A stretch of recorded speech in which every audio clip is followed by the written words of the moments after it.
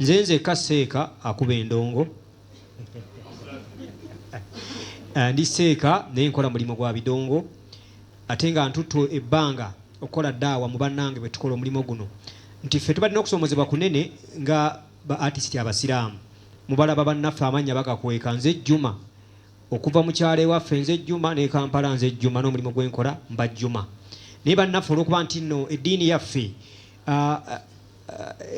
erina okusosola mu bintu ebimu katwafuna okusoomozebwa kunene mu kintu ky'obusiraamu n'omulimu gwe tukola naye bwe tuzze tusoma ebitabo n'eddaawa okubanga ebuna natuukirira baseeka abamu nga seeka muzata tannafa natuka ne mugamba seeka Kulaani eyogera ku minzaani nga omulimu omubi ennyo nti omuntu yenna yena waakubonerezebwa oyo apima ebipimo ebitawera ne mugana naye abasuubuzi mu kikubo gye tubeera n'ab'ennyama bonna bali ku minzaani kwe bakolera bo nga temubagobanga mu mbeera eno mubasomesa kubalungamya naffe guno bwe gwe mulimu Allah bwe yatutondera okukola lwaki temutulungamya bulungamya ne tuba nti nno tutambulira mu mulimu gwaffe lillah tugukole tuveeyo nga tusigadde tukuuma obusiraamu nanyamba nampuliriza nanungamya era wenjogera ntubadde ne baseeka benjalo baseeka kiti balima mu kyeyune nga tukola ddaawa eya ba artisti abasiraamu badde mugiraba ne Thuraya mu bifo ebimu mu Ramadani ojja n'osanga nti abasiraamu wali omusiraamu amanyi Kulaani nnyo bamuyita Dakisikateero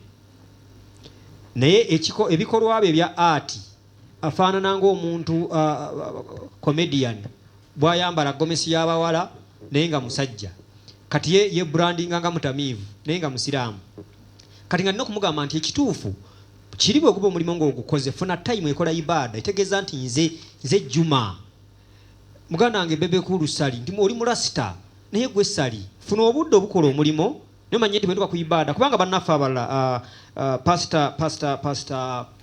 Pastor Bugembe ajja n'atuyita celebrity night fenna n'atukukumbiramu ne baseeka n'atutwala ne tukola ebyo ffe tufuna ddi obudde obugamba nti naffe baartisiti abasiraamu sobola okuyimira ne ngamba nti nze Edirisa Musuuza eno essaawa nkola kyange kya busiraamu guno mulimu naye nze uno so kituyambye okulaba nti tusobola okuvaayo Mufti Menk oyo y'omu ku abadde agezaako okutambuza enjiri eyo ng'agamba nti funa time wennyininyini weezuula ogambe nti yenze Musa ensonga esinga obukulu kutamira n'okusaala kati ebibonerezo bibiri tobyeteekako togaana gwe tamiira naye manyi nti ntamidde naye n'okusaala bw'onookola okusaala ennyo essaawa ejja kutoka nti yakutamira si kulungi obusiraamu tebukukkiriza naye bwesalira emisango ebiri ogaana okusaala ate noyongera n'okutamiira so bw'omala okugenda booti wali n'otamiira n'ogamba naye kati bannange swala n'ofuna wuzu n'ogenda okuddamu toyinza kuddayo kunywa ccupa ndala kuba ogamba owa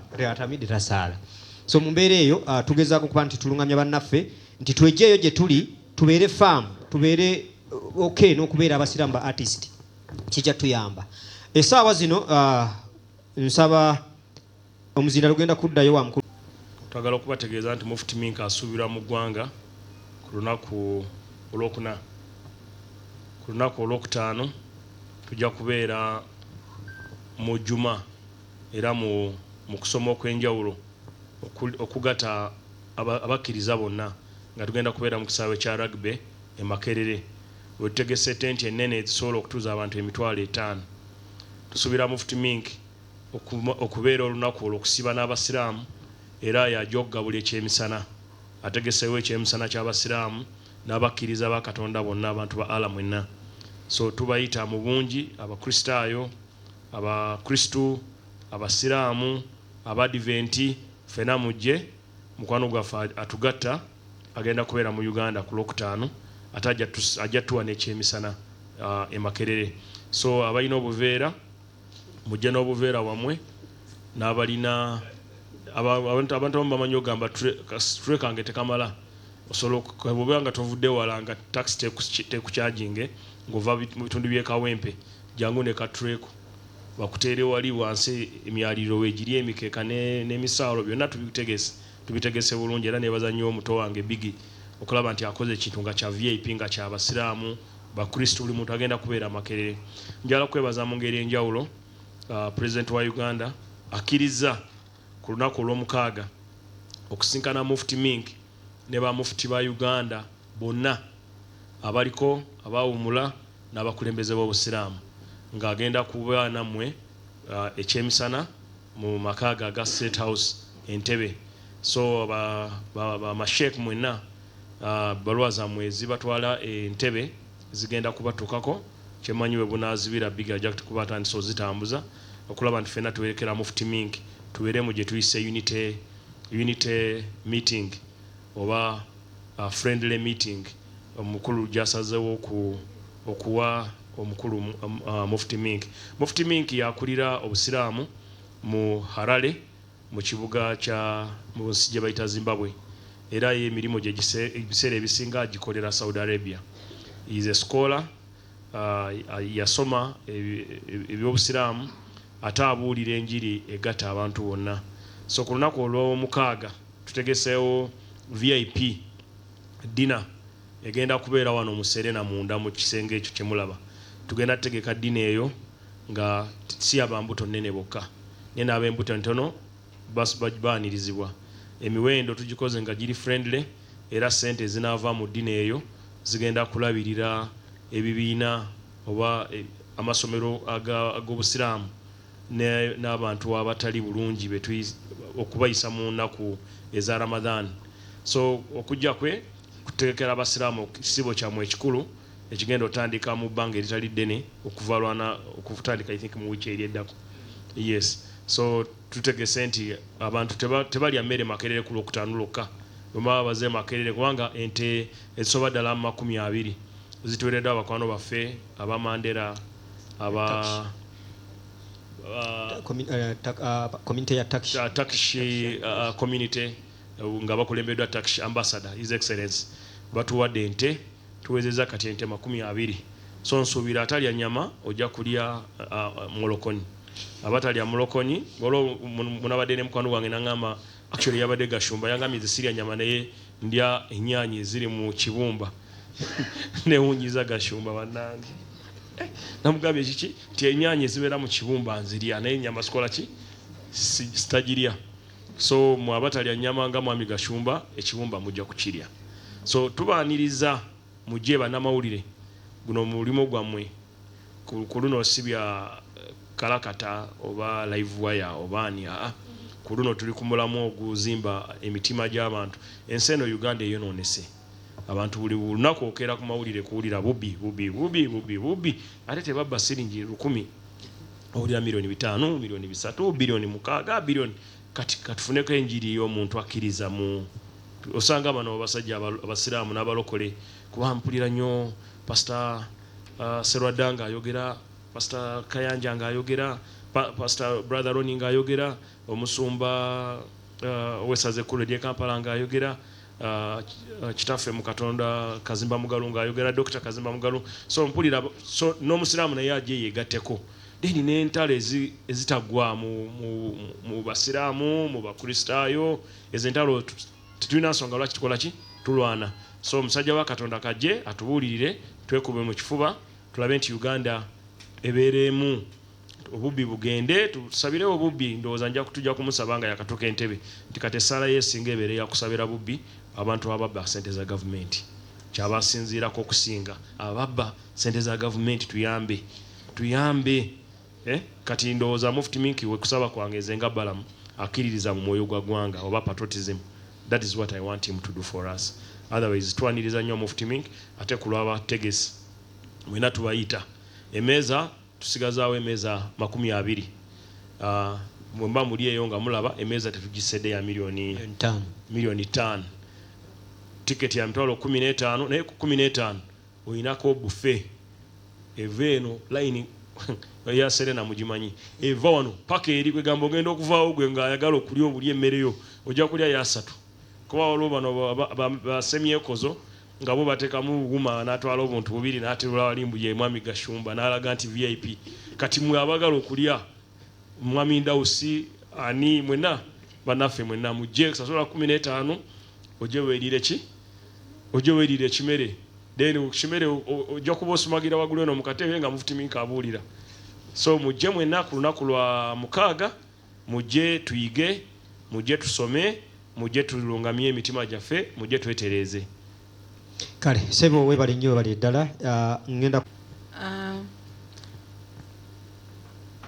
I think muganda nga yogedde byonna entegeka yaffe gye tulikola naye tulina yerabidde okusoma namba y'essimu woba oyagala obuukinga emmeeza 0702 64 13 79 ate nenkubiriza n'abakyala nti the fact that women's day yanga 8 mwena tubakoola gye muli mujje tube ne Mufti Menk abakyala naffe tweyagale women's day yaffe eri awo celebrations ziri awo inshallah tubalinze obalaba kale kyongerezebwako amataali ge gagenda okubaaniriza bw'oba oyingira wali tuteesewo red carpet red carpet eyo Mufti kwatambulira bamufuti bonna kwe bagenda okuyita kati gwana atafune ku mpeera tugenda mu zikiri yes tugenda kubawo amataali wabweru awo tugenda kunyenya amataali ate n'abeemakerere kyekimu okay yes thank you so much kakati nsaba mukulu wa assalamu alaikum warahmatullahi wabarakatuh.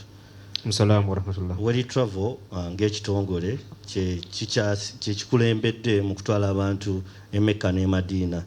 So ekisinga okubeera ng'ekikulu kubeera nga tusomesa abantu okubanga obutwala abantu e Mecca ne Madina naye n'omuntu alina okuba nga asoma ate eddawa tekoma nti twagala abavubuka n'abantu abalala tubeere nga tujja mu mulamwa guno oba ku mukolo guno tubeere nga tusoma.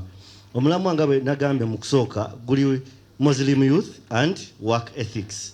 Muslim youth nti we tumala okuba nga tusoma abasinga tusomera mu masomero g'obusiraamu n'obeera ng'oyize eddiini naye wotuuka mu mirimu gy'oli mukola oyinza obbanga ova ku kyobadde olina okuba nga okola mu ddiini ne weerabira ebya Katonda. So tubadde nga twalabye nti omukolo guno we gwazze big events nabeera nga aleese Mufti Menk kyabadde kitukakatako okuba nga tumwegattako okuba nga tusponsoringa event eno okuba nga tugenda beera nga tuyamba abavubuka okubeera nga tusoma tugenda kusoma engeri gye tusobola okuba nga tukwasaganya ebyeddiini n'ebyaki n'ebyokunsi nti sigenda kuba nga nfa ku ssente zokka neerabire Katonda. So tusaba abantu bonna babeere nga bajja tubeere nga tusoma ate mu kusoma kuno we tuba tuzze n'okwegatta kugenda bbaayo kungi ogenda sangako omuntu gwe wakoma okulaba emyaka 10 emabega agenda bbaayo ku mukolo guno. So tuba twagala tubeere nga tujja tubeere nga tusoma n'okubeera nga tugenda kusigala nga twegatta n'emikwano gyaffe gye twamaze ebbanga tetulaba. So ekirungi ekigenda okubeera mu event eno kubeera nga kusoma ate omiryango gigulawo ssaawa 3. So okusoma kuno kugenda bba unique otandika ku makya okusoma ne tusaala jjuma n'oddamu era n'okola ki n'osoma. So nsaba tubeere nga ffenna tujja tubeere nga tusoma inshallah. kale webale nnyo wale ddala nsaba akazindalo kamperimu amge ekisooka nsooka okugjawo Balamu kye yagambye mbu ebinyaanya mu bibumba sitegeera binyaanya byakola ki byagamba ennyaanya ebyadde bibyo anyway nze ndi wano lwa nsonga eri emu nze muntu alwawo okukkiriza ne Mufti Menk. To me mu Uganda ate local scene nali nsola mugeraageranya ku Sheikh Muzata mu Uganda musajja musiraamu n'ebigambo bye ddagala biri medicino ebigambo bye mu mbuulira ye yonna globally concentratinga nnyo ku ubuntu ne humanity era nze sina video ye gye missinga kulaba. So baganda bange mwenna abatali basiraamu abalokole abakatoliki abaprotestant ono tajjiridde basiraamu ajjiridde bannayuganda. So mbakubiriza mubeere makerere ne ku mikolo ginaabeera ku Serena wano mujje temujjirira kyakulya kyokka mujjirire n'ebigambo. All over the world kati tulaakinga abantu abatubulira ebigambo ebituzaamu amaanyi n'otugayidinga. Si mukambwe ng'ayogera nze waliwo bamasheeka aboogera naye nzijjako TV nga mukambwe nnyo aboggola atiisatiisa. Era nze omuntu yekka ayogera nenga nti oba nsiraamuke ye Mufti Menk oyo. He is very very good. So mbasaba mujje makerere tusaale ffenna mujje ku Serena ku luno temujja na byabufuzi bw'anaamala okuva mu Uganda nga buli omu addayo ku nkondo ye temujja na mawanga temujja n'amadiini mujje ne kye bayita an open heart. Ye musajja asinga okulabwa ku TikTok now, Facebook, Twitter, Instagram n'ebirala. Nambwe bamaama babeera everywhere nga muli obulamu ku luno muzeemu mukole ki mujje. He's an inspiration. Omusajja he is very very good. Ne bw'omutunulako akwagaza eddiini, ne bw'omutunulako akwagaza ki eddiini. So mbakubiriza mwenna Christians all over Uganda, turning up in big numbers. Welcoming bagita batino summit ebaddewo batugamba tuseke siwe kiri akuluna enseko zigenda kube zijja kujja zokka. Mwebale nnyo. Okay, thank you so much. Warahmatullahi wabarakatuh. Assalamu warahmatullah. Amanya nga weneyanjudde bampita Halima Ahmed nga nkiikirira iPhone Store Uganda. Tuli basanyufu nnyo okubeera nga tugenda kubeera nga twegatta okubeerawo kwa Mufti Menk nga zeeke Uganda okwogera ne ba youth. Tuli basanyufu nnyo because Mufti Menk ye muntu ayina eddoboozi lya buli muntu. Tagenda kwogera n'abasiraamu bokka, agenda kwogera ne religions enjala nga preachinga Islamic gospel. Agenda kwogerako eri abantu eri obulungi bw'obusiraamu kubanga abantu bangi oba oliawo abali eyo abajjajinga eddiini y'obusiraamu n'ate nga Katonda yaleeta eddiini y'obusiraamu okubeera nga eddiini ey'emirembe. Era nsuubira nti Mufti Menk agenda tusensitizinga nnyo okubeera nga tubutegeera bulungi ate nga tubwagala. Kale webale nnyo. Akazindalo tokazaayo wennyini kulwaba. Rahmatullahi wa barakatuhu. Assalamu warahmatullah. Bannaye ku lw'abavubuka ffe tulina essanyu lingi nnyo abavubuka mutera okuwummulanga muganda wange mukulu wange Frank Gashumba wagambye olunaku olwokuna mugenda mu out lwakutaano lwamukaaga nemugenda mu bintu ebyo mutegedde Frank Gashumba yasinga obitegeera ne mukulu Balamu naye ku luno biidhinillah tuwummulemuko biidhinillah tuberenga tubise bali nga Balamu wagambe yabirese tuberenga tusoma ebintu ebigendo tugasa wano ku nsi ne ku nkomerero.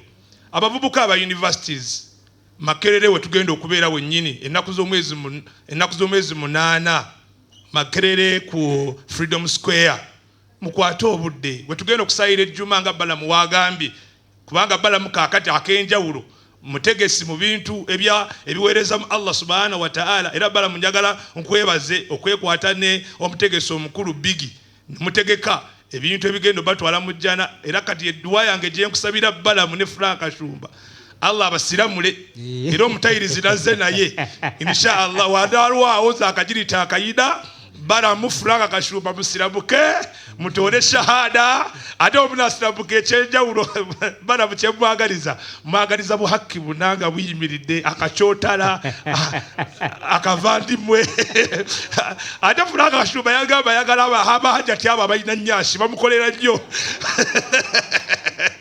kakati mulala tukkirizibwa mu busiraamu kubanga tutandikira ku 2, 3, 4. Kati abavubuka abali eyo abatulaba n'abatuwuliza eno chance yaffe ng'abavubuka tujje tubeerenga twejjukanya eddiini yaffe ey'obusiraamu. Okusoma kuno nga mukulu Balamu wagambye ne Frank Gashumba tugenda kubeeramu njawukana mu bibiina bye tukkiririzaamu, njawukana mu madiini, njawukana muki agenda kusomesa atulage kubanga ogenda kuvaawo nga lwoba osasudde n'akasente ko alhamdulillah ojja kubeera nga tikakusaze ate akasente kowaayo ng'abakama baffe abategesa abakulu ba big events ensonga akasente naddala ke tugenda okukuŋŋanya wano ku Serena nga Balamu wagambye okutuyambako okusibula abantu mu mwezi ogwa Ramazaani. Olaba ofunye empeera gya mirundi 2 okutuyambako okufuna omuntu atalina kyakulya. Wogende mukulu Balamu mulowooze ku bantu abali ekkalamoji eyo abaffe enjala gye bali abambala obute kakati tusabe nti nnombu akasente akanaavaamu tukatwalire ku bannaffe ate mu kusaddaaka kuno tukulye mu njawukana mu ddiini ya njawulo mbu abasiraamu basaddaakira basiraamu bokka. Omuntu waasaddaaka okwaba asaddaasa okusaddaaka ogasa buli muntu yenna musiraamu n'atali musiraamu. Bannaye mujje for me I want that man to see him and to shake hand with him. That Mufti Menk Please, Mufti Menk, if you are listening my English is not very okay. But Mufti Menk, please, come you shake my hand. I'm called Sheikh Zuba Dusari. Sheikh Zuba Dusari. I'm waiting you. I'm going to be happy. Mufti Menk. Mujemu Mulabe. Come one, come all. Come one, come all. Mufti Menk. Sebe webale nnyo enambole fenna twavaayo tugenda mu ibada tukubye bidongo ebbanga ddene obudde buno bwe tulina tubuweeyo lilla tusobole okujja tubeere mu musomo guno nga bwe tuyingira Ramadhan. Kyembasaba mwenna ba artisti baffe abasiraamu n'abatali wano watugatta nnyo fenna. Balamu badde ne kogamba then aggalewo ensonga eno. In a special way, I would like to invite Imam Kasozi and all Islamic scholars and sheikhs of Uganda and all students of Islam, Christians, and all the other interreligious council members to come in big number on Friday at Makerere Rugby Ground. We shall have a special prayer and a lecture, Islamic lecture by Mufti Menk on Friday. Gates open at 10 a.m. We shall serve lunch immediately after the prayers. That's around 2 p.m. Entrance at Makerere Freedom Square is free of charge. On Saturday, we shall have a dinner hosted by Mufti Menk at Serena Conference Center. That dinner entrance is 5 million for a table of 10, and 150,000 for a single member. So it is an open dinner. We are left with only 20 tables. All proceeds will go towards Islamic charity schools and towards Ramadan and fasting season for the needy community in iftari. In a special way, the community of Karamoja will be considered from those collections. So the taxman, please don't come to Biggie or to any of us. The money is for charity. We are not collecting for our personal gains. We are giving back to God, and we are giving back to Islam. We are giving back to a common man. I also need to inform you that the sheikh, all sheikhs and all muftis have been invited to have lunch with the president. The president has organized lunch for Mufti Menk on Saturday afternoon. So those who will have the cards will attend that lunch in Entebbe. If you don't have a card, you'll have dinner hosted by Mufti Menk at Serena. I want to thank the sponsors. I want to thank Namunkekera, who have provided us with flour. I want to thank Mandela Miras, who are also giving us flour, because Muslims, as us Muslims, we love chapati and rice and meat. I want to thank the Turkish community, who have so far collected 10 cows, but we have other donations from other people of another 10 cows. All these cows are meant for our Friday lunch at Makerere Rugby Ground. I want to thank Thraya. I want to thank Weri, iPhone Store. I want to thank Radio 4 and Next Media Group. Salam TV, Pearl TV, Pearl Radio, and all online bloggers and the online channels who have made it here for the conference. As I end my brief, allow me invite the representative of Interreligious Council, who is also the Secretary General of Uganda Muslim Supreme Council, to share a word with you in Luganda and in English. Bismillahir Rahmanir Rahim. Alhamdulillah wa salatu wa salam ala ashrafil mursalin. Salawatullah wa salamu alayhi wa ala alihi wa sahbihi wa sallim. Amma ba'd. First of all, I thank Almighty Allah who has enabled us to be here today for this wonderful event. Allow me to thank Big Event and the team all, Brother Balam and others, Mukulu Gashumba, my Obi here, and also Welly Travel, for this wonderful support that we are all putting towards supporting the visit of Mufti Menk to Uganda. On behalf of Uganda Muslim Supreme Council and on behalf of Interreligious Council of Uganda, on behalf of His Eminence the Mufti of Uganda, Sheikh Shaban Ramadan Mubajje, he has instructed all the structures of Uganda Muslim Supreme Council to mobilize. We are having over 15,000 mosques. The imams, you are instructed to mobilize the Muslim community from the mosques, from the 15,000 mosques, to come and attend the event. The county sheikhs, the district qadis of the 78 Muslim districts, you are all instructed by His Eminence to mobilize the Muslim fraternity to attend. And on behalf of Interreligious Council of Uganda, we are ready and we are informing all other religious denominations that, as our colleagues have stated, Mufti Menk is not a gift for Muslims. He is a gift for humanity. Whatever he is going to say is for our own good.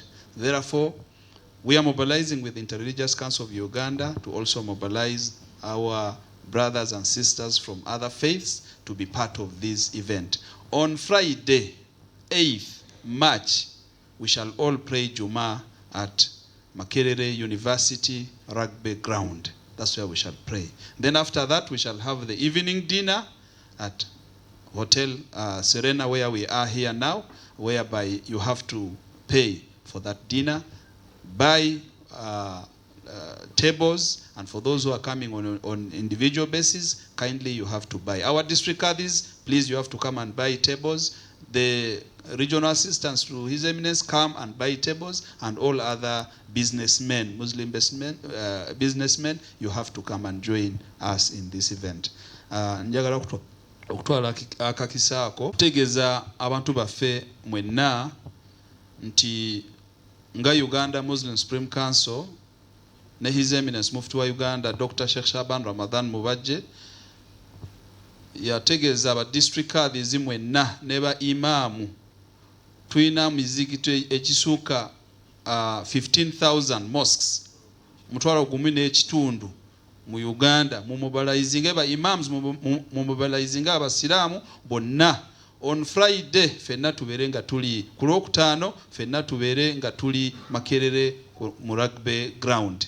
So nategeeza aba district qadis mwenna tukole kyekimu tumobilizing abantu mwenna, era wansi wa Interreligious Council of Uganda where His Eminence is a Council of Presidents, era tuogedde nabo era tubategeeza mwenna abali mu madini endala fenna tubeerewo olunaku lwa Friday insha Allahu taala, tubeere Makerere n'okubeera mu dina egenda okubeera wano Serena, fenna tubeere nga tugula tables, oba ffe tusobola okujja nga individual naffe fenna tubeere nga tusasula kubanga obuyambi obugenda okuva sente egenda okuva mu ddiini eyo egenda kuyamba abantu baffe abali mu bwetaavu. So tubasaba mwenna mubeeremu nga Uganda Muslim Supreme Council tusupportinga program eno. Tulina GTV weeri wano, radio radio ze tulina wano mu ggwanga, Radio Bilal, tulina Radio Ribat Eyumbe, tulina Radio Masaba Mbale, bonna bali mukunga abantu okulaba nti abantu bagenda kubeera nga bava mu districts ezo zonna babeere nga bajja on Friday okubeera naffe mu lunaku lwa Juma insha Allah. Mbebaza mwenna na basponsors mwenna, big events, Mukulu Balam, Welly Travels, iPhone Store, mwenna ne muganda wange tubebaza mwenna era tusaba tubereyo fenna insha Allah taala. Assalamu alaikum wa rahmatullahi wa barakatuh. Alaikum assalam wa rahmatullahi wa barakatuh. Bana banopu babikutte aba URA bannange kuluno temujja guno omukolo sente zivaamu zonna zigenda kuyamba abantu betaaga kola ki kuyamba. Mr. Musinguzi Rujuki tukwegayiridde tosindike ki abantu bo. Guno omukolo guli purely gwa charity, sibo kiri? Yes, sebo. Badde nyino bagamba batabuse nnyo